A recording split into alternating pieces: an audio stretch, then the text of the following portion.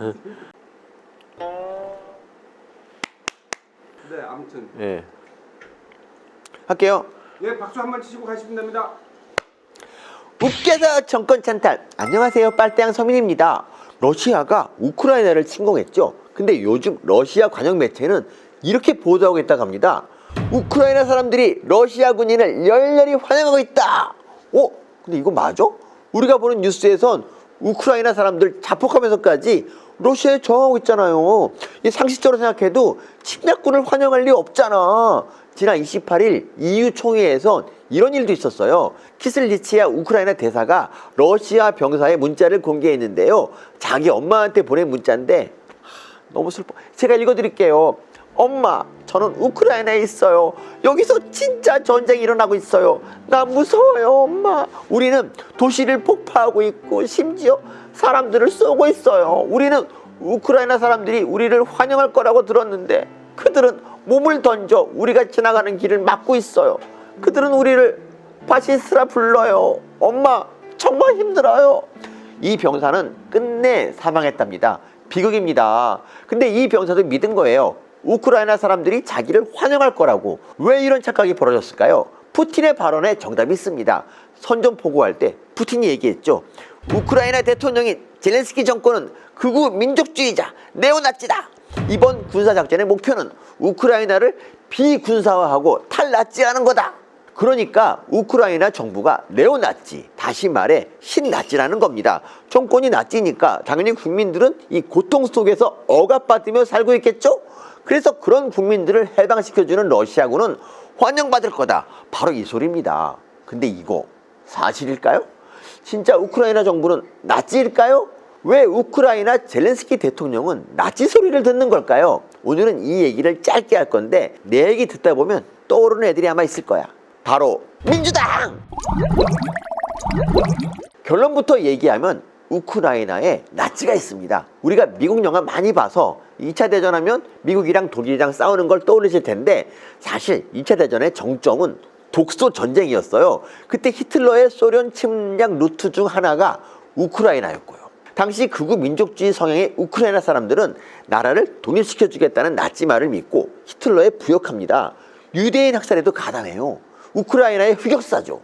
1991년 우크라이나는 소련 패망과 함께 독립합니다. 소련 지배를 받았으니 당연히 러시아가 싫겠죠. 근데 그런 반러시아 성향의 사람들 중에는 나치를 추종하는 극우 세력도 있었습니다. 극우 민족주의자 스테판 반데라를 추종하고 나치 하겐크로이치를 사용하는 애들. 인종차별 쩔어서 동양인 가면 막 때리고 우리나라 관광객도 맞은 적 있어요. 그런 애들인데 얘네가 정당도 만들어요. 프라비 섹토르, 스보보다 같은 정당들. 얘네가 바로 신나치입니다. 그렇다면 푸틴 말처럼 이 세력이 정말 우크라이나를 장악하고 있을까요? 2014년 총선 결과를 봅시다. 프라비 섹토르는 득표율 1.80, 스보보다는 4.71. 최근 선거였던 2019년 총선에선 스보보다는 2.15, 프라비 섹토르는 아예 없어요. 차라리 러시아에 반대하는 나치 세력보다 러시아 추종하는 친러 정당, 삶을 위한 야권연합 OPPGH가 득표율이 훨씬 더 높아요. 신나치는요 한 줌도 안 되는 세력인 거죠.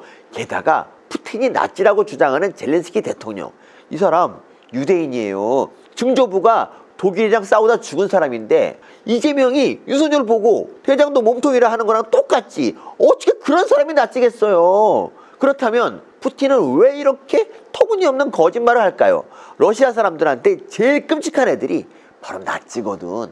2차 대전 때 다행히 나치를 물리쳤지만 소련 사망자가 무려 2,900만 명. 2차 대전 때 죽은 사람 가운데 10명 중 6명이 소련 사람이에요. 막대한 희생이었죠. 그래서 러시아 사람들은 나치라고 하면 아직도 이를 갑니다. 근데 우크라이나 젤렌스키 대통령이 나치래. 그럼 어떡해? 무찔러야지. 그렇습니다. 푸틴은 자기의 부도덕한 전쟁 명분 감추려고 저러는 거예요. 국민들을 속이려고. 심지어 유대인한테 나치라는 누명을 지으면서까지. 근데 제가 새삼스레 이 얘기를 하는 이유가 뭐냐? 눈치채셨겠지만 민주당 때문이에요. 민주당이 뭘 하냐면요, 이번 대선이 한일전이래. 아니 대체 누가 일본이야? 심지어 유시민은 윤석열이 유니클로 입고 아사히 맥주 마실 거래. 유시민은 푸틴보다 더해. 나치는 나쁘기라도 하지. 아사히 맥주 마시면 나빠? 유니클로 입으면 다른 나라 침략하냐? 전쟁 경험 때문에 나치 싫어하는 국민 정서 이용하는 푸틴처럼 민주당은 식민 지배 경험 때문에 일본 싫어하는 국민 정서 이용하는 겁니다. 근데 푸틴이 젤렌스키를 나치라고 마타도하는 이유가 뭐였죠? 자기가 부도덕해서. 그럼 민주당이 윤석열을 친일로 모는 이유는 뭘까요? 그렇지, 지들이 부도덕해서. 표 달라고 할 명분이 없으니까. 하긴 그것도 그래. 이재명이 낯짝이 있지. 어떻게 국민들한테 표 달라고 하겠냐. 그리고 일본 애니메이션 덕질하는 문화 사대주의자, 문화 꼬붕은 있는 거 알아. 근데 중국의 신년 인사하는 꼬붕 홍위병들이 훨씬 더 많더라. 니네 당에 우글우글 하잖아. 大家好，我是重庆南的知识。你好，大家好，新年快乐！新年快乐，万事如意。 다가오는 춘절 연휴 기간 새해 복 많이 받으십시오. 고맙습니다. 한일전은 무슨, 이번 대선은 한정전이다 이것들아. 그래서 민주당이랑 푸틴은 닮았습니다. 자기 지지하게 하려고 국뽕 자극해서 상대를 혐오하게 하는 게 똑같잖아요. 정치인이 해서는 안 되는 일이죠. 근데 아까 러시아 병사가 보낸 문자 있잖아요. 거기서 우크라이나 사람들이 러시아 병사한테 뭐라고 했나요? 파시스트. 그럼 푸틴이랑 닮은 민주당은 역시 파시스트. 파시스트들아.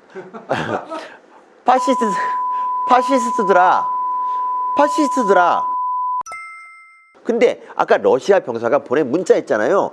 거기서 우크라이나 사람들이 러시아 병사한테 뭐라고 했나요? 파시스트. 그럼 푸틴이랑 닮은 민주당은 역시 파시스트. 파시스트들아, 귓구멍 잘 닦고 기다려라. 나 금방 돌아온다.